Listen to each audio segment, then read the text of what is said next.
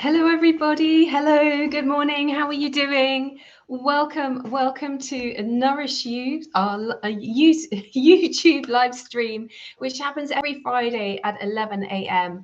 And this morning, I'm just wanting to pop on and say Happy Easter to you all, wishing you a happy holidays. Oh, let me just turn my phone on to silence.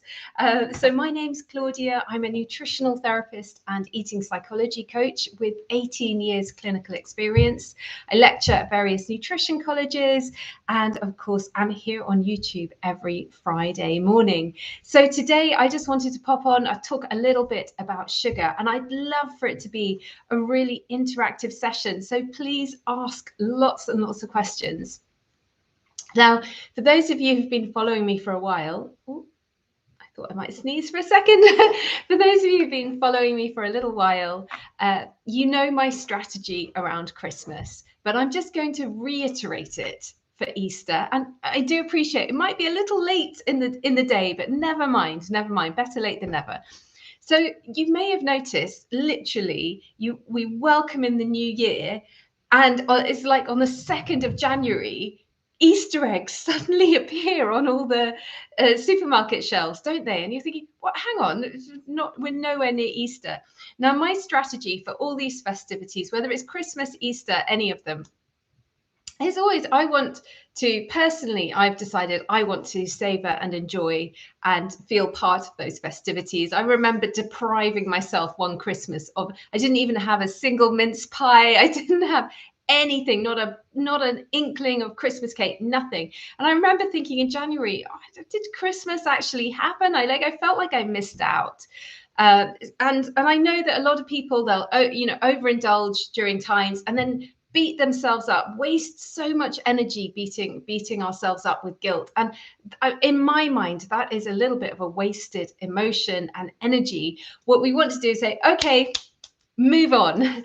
Now, with Christmas, with Easter, with all these holidays, when there's just so much food around and so much chocolate at Easter, I always think the thing to do is to limit. So Christmas, you say, right, I'm going to enjoy Christmas food over a few days, or Thanksgiving or whatever it is. And you say, right, from this day to that day, I'm going to enjoy and savor and slowly eat. So this this Easter, for example, I already have my plan. My daughter is making, for as part of our Easter celebrations, she's making a pistachio and passion fruit cheesecake. I don't normally have dairy.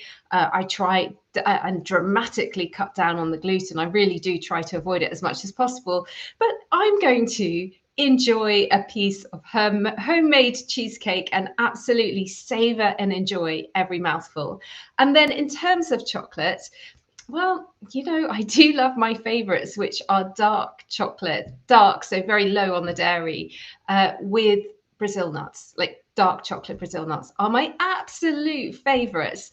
And I'm going to probably enjoy a few and savor it. No guilt allowed. Just think, you know what?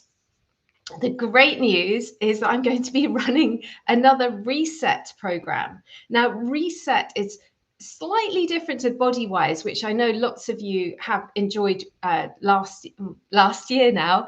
But the reset program is a 2-week program, and we're doing a 2-day introduction, then a 10-day reset where we reset our taste buds. We we come off the wheat, the dairy, the sugar, the alcohol, dramatically cut down on the caffeine. We're doing it all together. We're inspiring each other. We're having wonderful recipes and inspiration. And then we'll reintroduce, and we'll talk about how to identify underlying food intolerances. And it's going to be a 2-week program, and it's going to start on the 12th of May. So I will be posting about this over the weekend. I thought I'd just let everyone have their Easter first, but safe in the knowledge that you're going to completely get back on track. But I just thought, I know a lot of people are away for the duration of Easter and then off on lovely cruises and things. So I thought I'll just hold off a little bit and we can start on the 12th of May. So I hope that sounds good. Oh, great to see you, Sarah Jane and Ali and Janet. Happy Easter. Yeah, please ask lots of questions today, because I want it to be a bit of a free fall session. And we'll talk generally about sugar. Now, in terms of sugar, generally, it is the most amazing coping strategy, isn't it? Like if you're feeling a bit low, or you're feeling a bit stressed, or you're just, sometimes you have a bit of sugar, it can give you that dopamine hit, it can give you a bit of a lift, and we come to develop cravings towards it. The problem is that while it might in the very, very immediate short term help us change our emotional state a little bit, it can calm us, it can comfort us. It's not a helpful medium or long-term strategy, because too much sugar is going to build up, get converted into fat in the body. It's going to derail the blood sugar levels. Now, I don't know whether to go into in-depth technical detail. Oh, great. But Easter is an exception. Oh, great. You're able to make it. Hooray for the body wise. We're going to call it the reset. Never mind. It's the same thing. Oh, hi, Claudia from our cruise in Lisbon. Wow. Excellent. Cunard are great with gluten-free food for my husband. Amazing. So this is where, when you're at a time of indulgence, whether it's a holiday or whether you're on a cruise ship, how amazing. And I know that there are lots of restaurant options, and many of them involve buffets. Now, buffets can be a bit of a disaster zone when it comes to maintaining health plans and staying on track. So I've got a couple of strategies for those of you heading off on cruises. And that's when you get to a buffet, always walk along the whole line of it first and just notice what you notice. And you'll see at the beginning are lots of fillers, pasta salads, bread, potato salads. Like just notice those and look for the quality protein. Where's the fish? Where's the chicken? Where's the steak? Like nice, really good quality food. And then where are the lovely salad, grilled vegetables, etc. to accompany that? So once you've done the full scope, and then the second rule is only go once. Only go once. But because you've scoped out the entire row of panel of food first, you're not going to be looking at other people's plates going, oh my gosh, I didn't see those grilled artichokes, I didn't see those, and have all this FOMO, which is fear of missing out.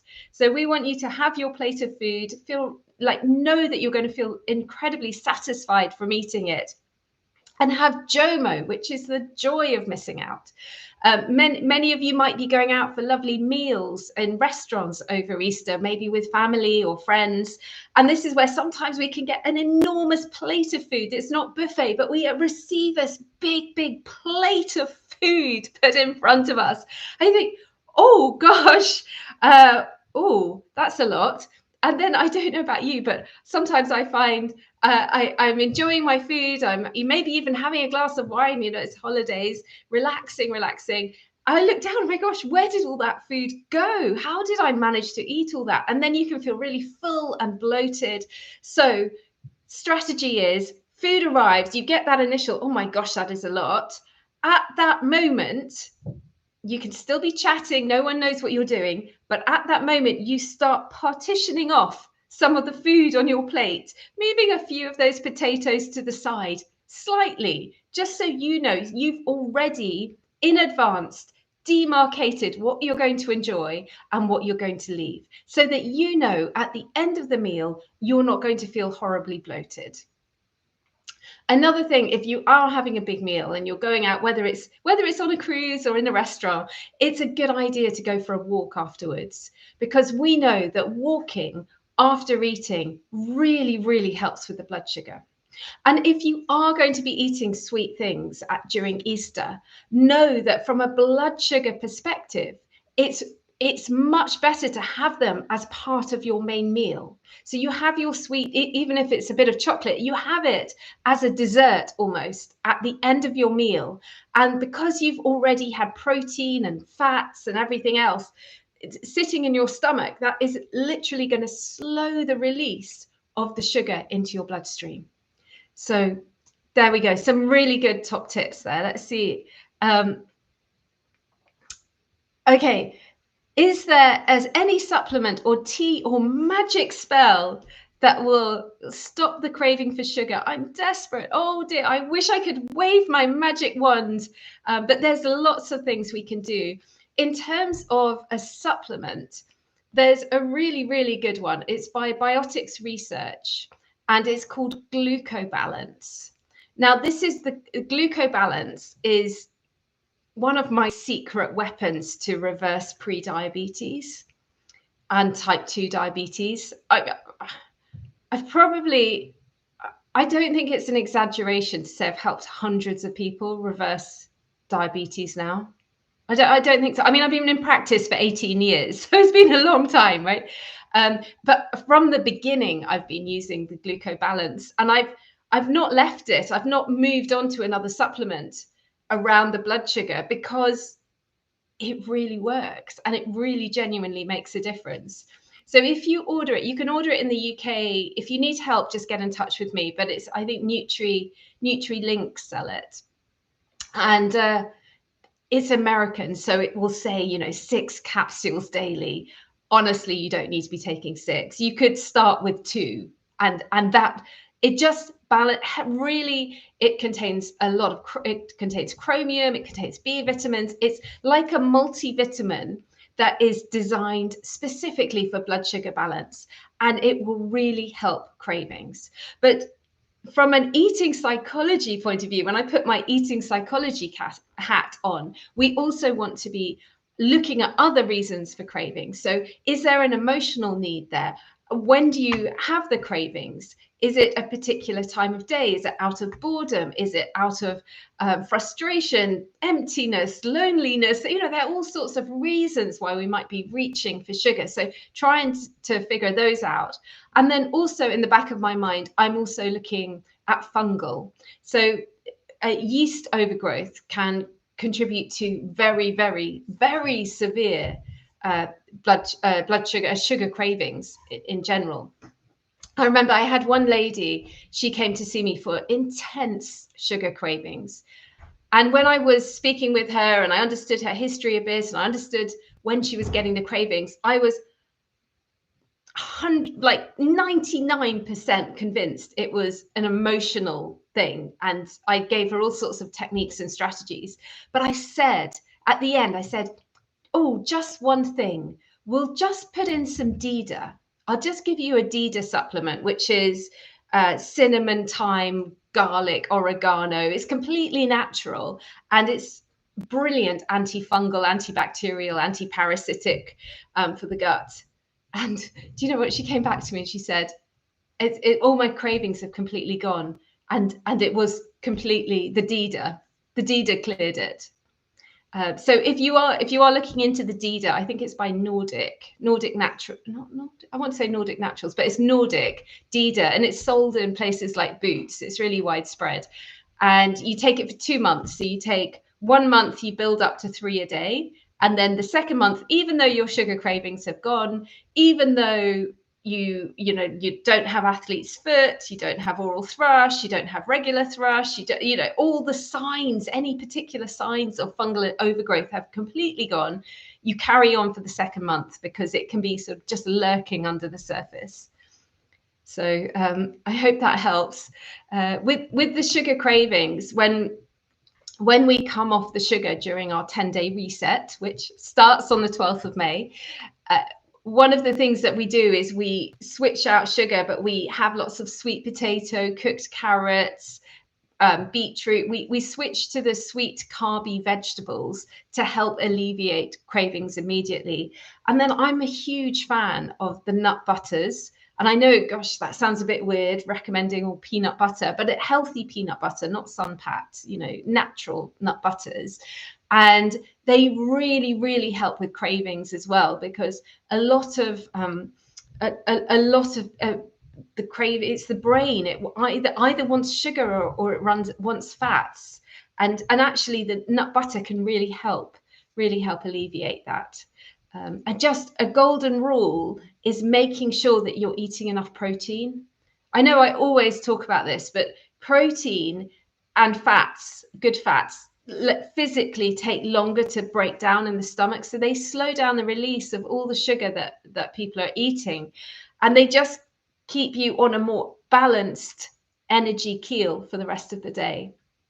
So very, very helpful. I hope that helps you. I hope some of that resonates for you. Excellent. Oh, Claudia, enjoy that cheesecake with your daughter. I can't wait. So that's, I'm just going to savor and enjoy. And I recommend you do the same. I think so many people have quite a disordered relationship with food. And, sometimes I meet people and they say, oh, I haven't had any sugar at all for 21 months. And it's like they're counting. And I'm thinking this is a elastic band. It's getting tighter and tighter and tighter. And I'm like, could spring back, because that's the yeah. I've got another great example of that, actually. I had a client who came to see me, and she was like, oh, Claudia, every Sunday we go out for a big family roast dinner, and it's a huge meal. Why, oh why, on a Sunday night am I opening the cupboards, ravaging the drawers, searching for chocolate, biscuits, anything? Do you know why it was? Because she was starting her diet every Monday morning. So it was the psychology in her, the psychology before restriction. So I said to her, she didn't want to come and do a program with me at that point. She did later, but at that point she didn't. She was on Slimming World, and she was very fixed with the idea that Slimming World was working for her. I was like, oh, I'm not sure it is. But anyway, and I said to her, well, within the points on Slimming World, make sure that instead of having a glass of wine or whatever it is that you're allowing yourself, you have some strategic pleasure every day. Have a piece of dark chocolate. Have something that's allowed within your program that you're doing, so that you don't feel you're depriving yourself. And that was it. Sugar cravings and this intense Sunday evening fiasco completely resolved. So let's see. Oh, great. Looking forward to the new program. Hello, Teresa. Oh, so lovely to see you all. And Carol, Angie. I've followed you over the years and loved learning, but just started a lingo experiment. I'm horrified by the glucose spikes caused by eating carbs, starting to view them as the enemy. No, please don't view them as the enemy. So I'm so pleased you're doing the lingo, because it is incredible learning. But not all carbs are going to be causing the same spikes. So this is great strategy and great learning for you. When I was I've worn the lingo twice now. The first time I was horrified by my breakfast, my porridge, which I love my porridge, but I've now learned to add in, like, it's like, I don't know, 45% oats, and the rest are all like nuts, seeds, because every day I was like refining it, trying to reduce the glucose spike. But for example, brown rice, I'd be surprised if brown rice, have you tried brown rice? Let me see. Let me know in the chat if you've tried brown rice, quinoa, for example, the lentils and all the legumes. If you're not vegetarian, I kind of think of the legumes as more carby, and they shouldn't be spiking your blood sugar. But if we're intolerant to a food, or if it doesn't agree with us, it will spike. And so this is why it's so helpful for everybody to wear a lingo at some point, a device, a continuous glucose monitor, because we're all different. What spikes me is different to what spikes you. So try it out, and also watch for what you're combining those carbs with. So if you combine, with a lovely, I don't know, chicken casserole or something, or chicken curry with brown rice, it shouldn't spike. Or try wild rice, and then try basmati, and just see the difference, so that you've got lots of information. We'll try brown rice. Potatoes and white rice are very spiky. Yes. Yeah. But that's to be expected. And even for me, even sweet potatoes, which I know they're called sweet, but they've got a much higher fiber intake. So for most people, sweet potatoes don't spike the blood sugar very much. But for me personally, they do a bit. So that's why I make sure that I have it with sweet potatoes with chicken, and I love it with a spicy chicken actually, because I love the sweet and the spice together. But it's all about balancing, and instead of thinking of foods as individual components, it's looking at the glycemic load of the meal. So I don't want to put you off carbs altogether, because we need carbs for the fiber. You know, people who eat more fiber live longer. It's like fact. This is proven in so many studies. So we want to have all the beans, legumes, and the whole grain and fiber foods.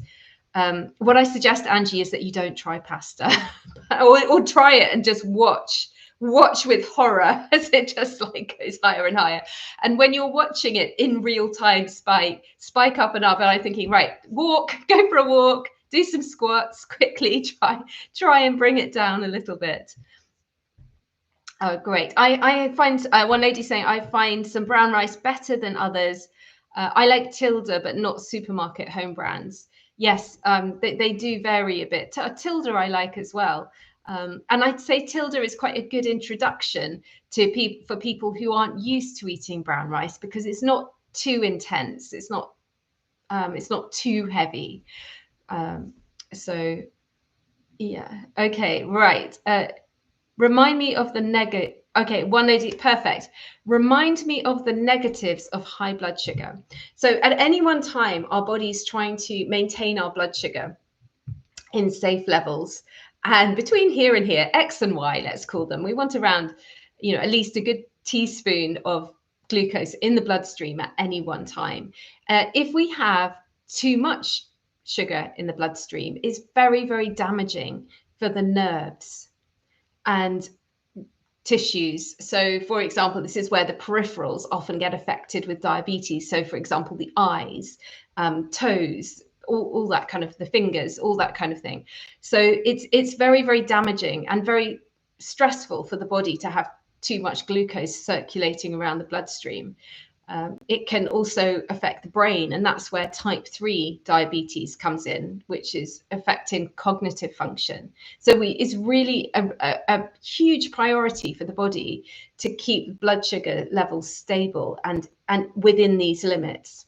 If your blood sugar is a little bit low, that's when you start to get jittery, hangry, craving things, headaches, heart palpitations, all of these kind of symptoms.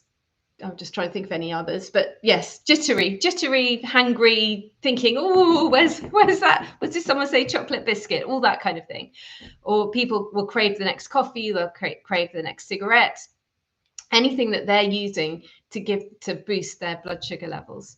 So those are the kind of extreme symptoms. And of course, with high blood sugar, in the longer term, it's going to lead to diabetes, which we absolutely want to prevent.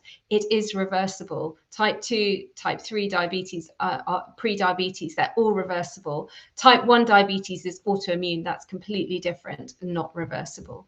But we can do a lot. And even if we're not pre-diabetic, keeping our blood sugar levels in a good level, in balance, is very, very important for our overall energy, for our sleep, helping our sleep. When we're like this on the roller coaster in the day, we're not going to instantly flatten at night.